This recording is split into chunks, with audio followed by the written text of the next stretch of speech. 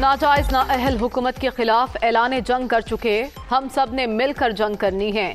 ملک پر مسلط کٹ پتلی حکمرانوں سے ہر صورت جان چھڑانا ہے۔ حکومتی پالیسیوں کی وجہ سے آج کا کسان بری طرح پس رہا ہے۔ اب عوامی مارچ ہوگا، اسلام آباد پہنچ کر حساب لیں گے۔ بلاول بھٹو کا ملتان میں ورکرز کنونشن سے خطاب۔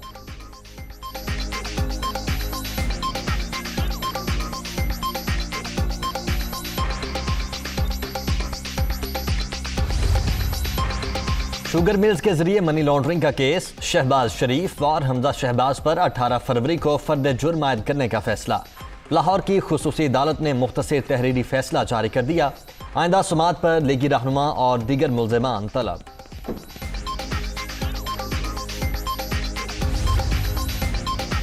ایون فیلڈ ریفرنس میں سزا کے خلاف اپیلوں پر سماعت۔ مریم نواز اسلام آباد ہائی کورٹ میں پیش۔ نیب نے اس کیس میں تفتیشی نہیں کی تو پھر ریفرنس کیسے دائر کیا؟ لیگی رہنما کے وکیل عرفان قادر کے دلائل۔ دیکھنا ہے ملزمان کے خلاف شواہد یا شہادتیں موجود ہیں یا نہیں۔ جسٹس عامر فاروق کے ریمارکس۔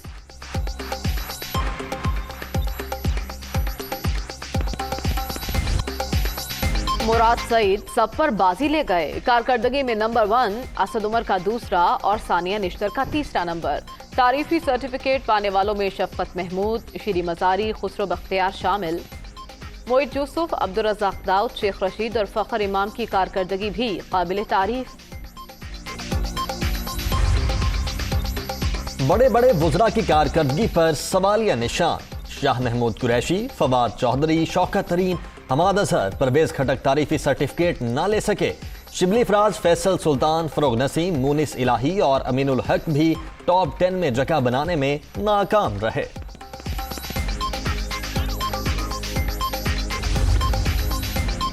کارکردگی پروجیکٹس پر عمل درآمد سے جانچی جاتی ہے۔ بہتری کے لیے وزارت اطلاعات کے کچھ منصوبوں میں رد بدل کیا۔ اگلی بار تعریفی سرٹیفکیٹ ضرور حاصل کریں گے۔ فواد چودھری پر امید۔ وزیر اعظم نے کئی بار کہا وہ وزارت خارجہ کی کارکردگی سے مطمئن ہیں، ہم بھی مطمئن ہیں۔ شاہ محمود قریشی کا رد عمل۔